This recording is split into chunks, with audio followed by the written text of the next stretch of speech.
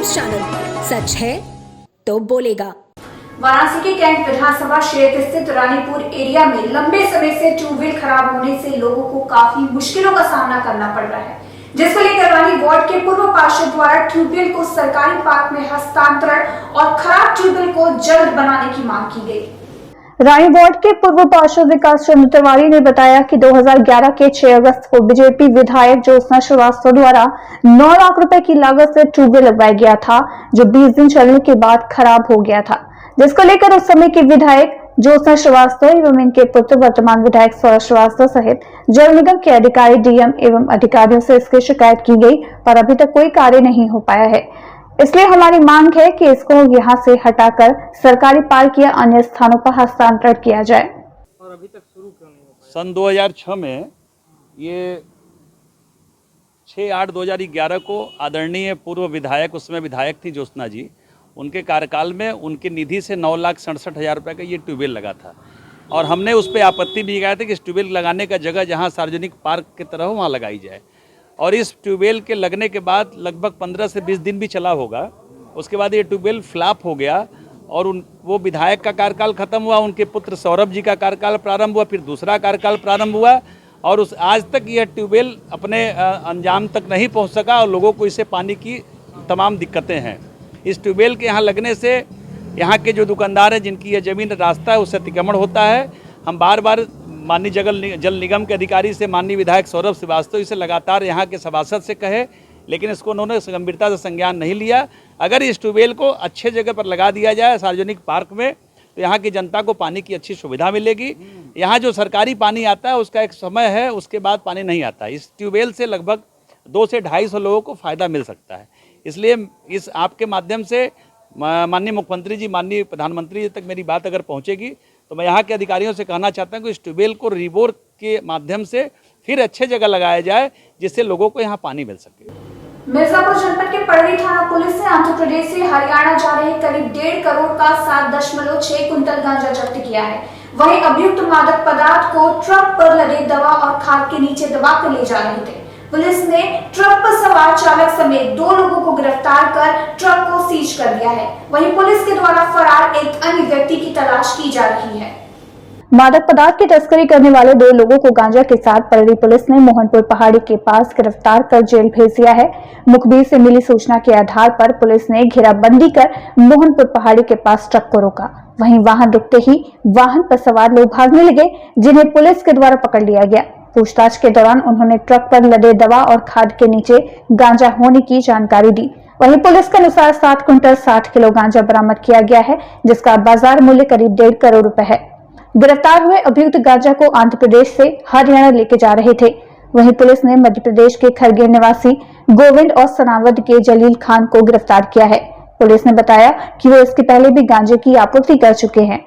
इन पर विभिन्न धाराओं के साथ गैंगस्टर की कार्रवाई की जाएगी, साथ ही साथ ट्रक मालिक के खिलाफ भी कानूनी कार्रवाई की जाएगी। देखिए, 2 लोग गिरफ्तार किए गए हैं। कल पड़री पुलिस को टिप ऑफ मिलता है कि एक ट्रक जो है MP 13H0974 मोहनपुर पहाड़ी के पास से गुजर रहा है, उसमें गांजा या कोई नशीला पदार्थ रखने की सूचना है। उस टिप ऑफ के आधार पर पड़री पुलिस थाना की सक्रिय होती है तथा जनपद मिर्ज़ापुर, और जब सक्रिय होती है और चेकिंग करती है उसको, तो उसमें ऊपर दवाइयाँ रखी रहती, कीटनाशक दवाइयाँ रहती हैं, कुछ जैविक खाद भी रखी रहती है पैक करके, जिसका विधिक रूप से प्रथम दृष्टया देखने से लगा कि कागज वगैरह भी रखे हुए हैं GST का।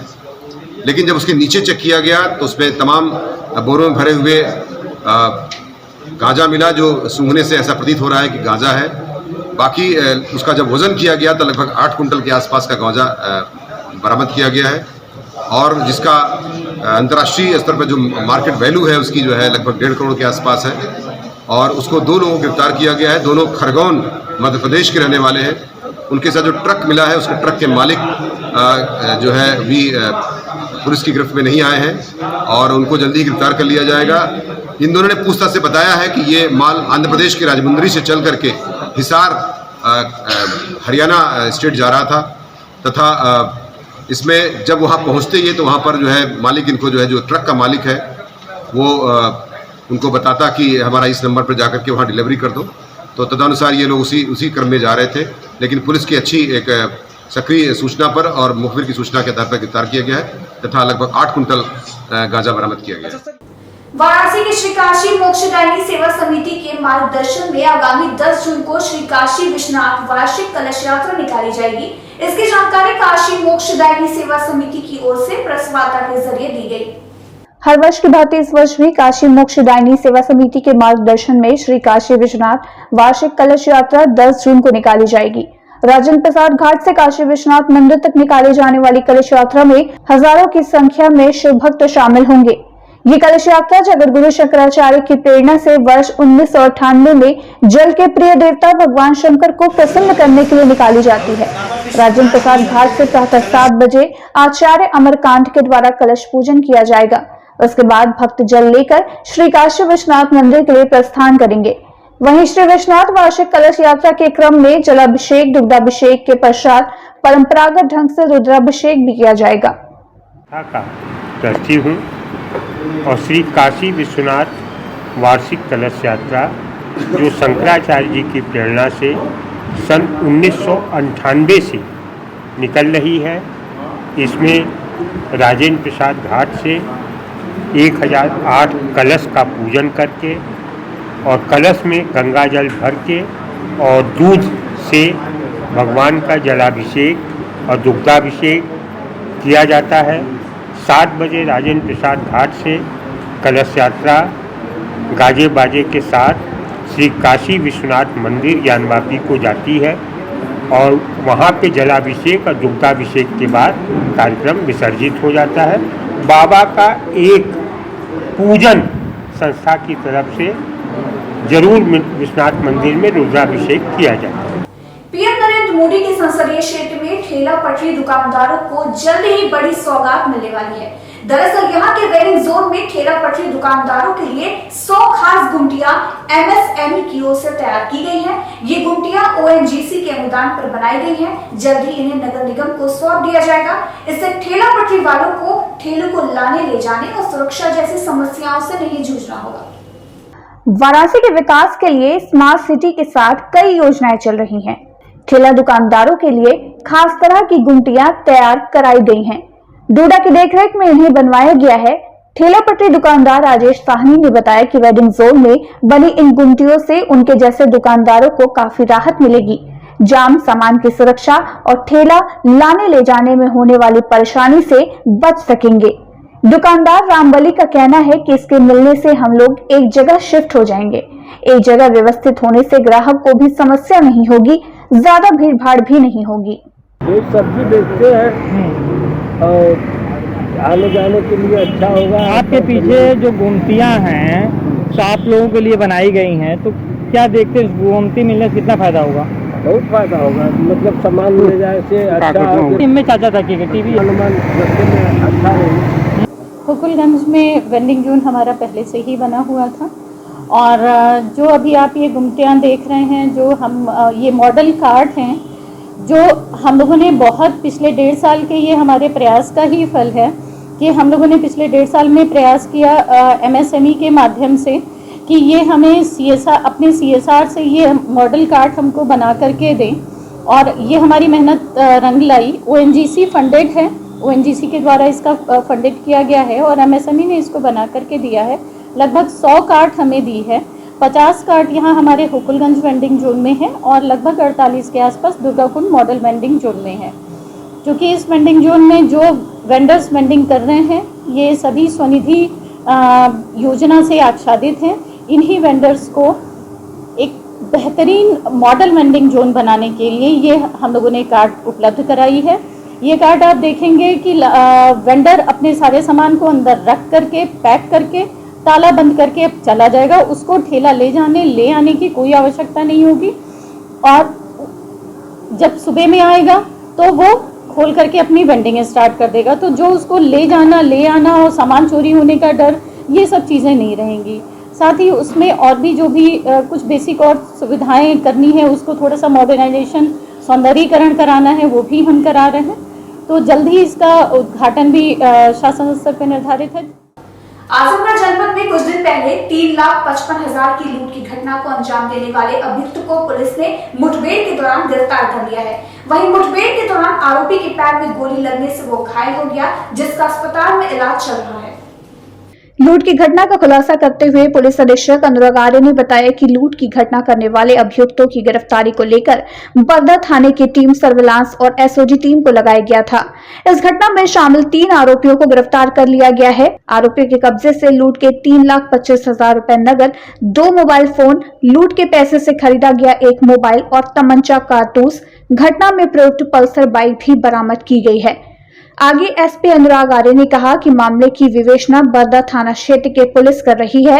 लूट की घटना को अंजाम देने वाले अभियुक्त लवकुश, राजकेश और नितेश हैं। मुख्य आरोपी नितेश जौनपुर जिले का रहने वाला है और मुठभेड़ में आरोपी के पैर में गोली लगी है। जिले के एसपी अनुराग आर्य ने घटना का खुलासा करने वाली पुलिस सर्विलांस और एसओजी टीम को 25,000 का पुरस्कार दिया है। आजमगढ़ जिले में गत दिवस पहले शातिर लुटेरों ने बैंक मित्र राममूर्ति सरोज से 3,55,000 रुपए लूटकर फरार हो गए थे। कल दिनांक 6 जून को थाना बरदा अंतर्गत श्री राममूर्त सरोज के साथ एक लूट की घटना घटित हुई थी, जिसमें पल्सर मोटरसाइकिल सवार अपराधियों द्वारा इनके 3,55,000 रुपए और 2 मोबाइल छीन लिए गए थे। इस घटना के संबंध में थाना बरदा पर एफआईआर नंबर 174/22 धारा 392 आईपीसी पंजीकृत किया गया था।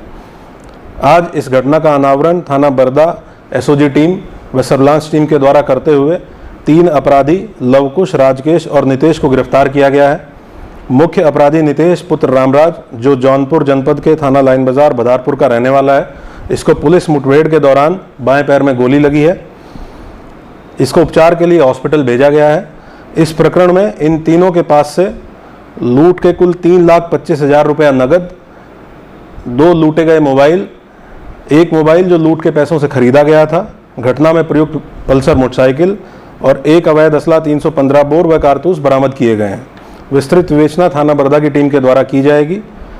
1 दिन के अंतराल पर घटना के अनावरण के लिए और सभी अपराधियों की गिरफ्तारी व बरामदगी के लिए पूरी पुलिस टीम को, जो इस अनावरण में शामिल थी, 25,000 रुपये का पुरस्कार मेरे द्वारा दिया गया है। धरती फाउंडेशन, आईएमएस, बीएचयू और एनएसएस के संयुक्त तत्वाधान में वाराणसी स्थित काशी हिंदू विश्वविद्यालय की आयुर्वेद संकाय में स्वस्थ पर्यावरण को लेकर नेशनल लेवल एकेडमिक सिम्पोजियम नामक एक कार्यक्रम का आयोजन किया गया। इस कार्यक्रम में आईएमएस के निदेशक प्रोफेसर एसके सिंह ने बतौर मुख्य अतिथि शिरकत की और पर्यावरण को लेकर छात्रों संग अपने विचार साझा किए। आयुर्वेद संकाय के डीन के द्विवेदी की अध्यक्षता में आयोजित नेशनल लेवल एकेडमिक सिम्पोजियम कार्यक्रम की शुरुआत मुख्य अतिथि आईएमएस के निदेशक प्रोफेसर एसके सिंह और एनएसएस के ऑफिसर भोलानाथ मौर्य, विशिष्ट अतिथि अजीत जायसवाल, प्रोफेसर बी राम और धरती फाउंडेशन के संस्थापक कवि निशांत भारद्वाज ने पौधारोपण कर किया, जिसके मुख्य अतिथि एवं विशिष्ट अतिथियों ने पर्यावरण संरक्षण को लेकर उपस्थित सैकड़ों विद्यार्थियों में अपने संबोधन के माध्यम से पर्यावरण के प्रति अलख जगाने की कोशिश की। इस दौरान जनसंचार और प्रचार में उत्कृष्ट योगदान के लिए डनकाशी के संवाददाता क्षितिज यादव को मुख्य अतिथि आईएमएस बीएचयू के निदेशक प्रोफेसर एसके सिंह द्वारा अंगवस्त्रम और सर्टिफिकेट देकर सम्मानित किया गया। वर्ल्ड इन्वायरमेंट डे सेलिब्रेशन जो 5 जून को किया जाता है, उसी से रिलेटेड था, पर अभी हमको बहुत इम्पॉर्टेंट जो इस कार्य में जो इन्वॉल्व हैं मिस्टर निशांत जी, जो हमारे बीच में हैं और ये धरती फाउंडेशन के संस्थापक ग्रुप से हैं, तो इन्होंने बहुत ही अच्छा एक रोड मैप, जिसको कहते हैं हम रोड मैप दिया कि किस तरह से हम इन्वायरमेंट को प्रोटेक्ट कर सकते हैं, जो बहुत ज़रूरी है आज की तारीख में। पिछले 50 साल से जिस पर बहुत ज़्यादा कुछ काम नहीं हो पाया, और हम देख रहे हैं कि वृक्षारोपण जिस तरह से हम कर रहे हैं फिर भी बहुत इम्प्रूवमेंट नहीं हुआ। उस कार्य में निशांत जी जो जिस पैशन के साथ कर रहे हैं, अगर ऐसा सफल हो जाते हैं ये, जिसका हम लोगों को विश्वास है कि हो जाएंगे, तो एक परिवर्तन आएगा और हमारा वातावरण बहुत स्वस्थ होगा, उससे हम ज़्यादा स्वस्थ रहेंगे और रोगी का इलाज ये बाद की चीज़ है, उससे पहले रोग हो ही न, वो ज़्यादा आवश्यक है।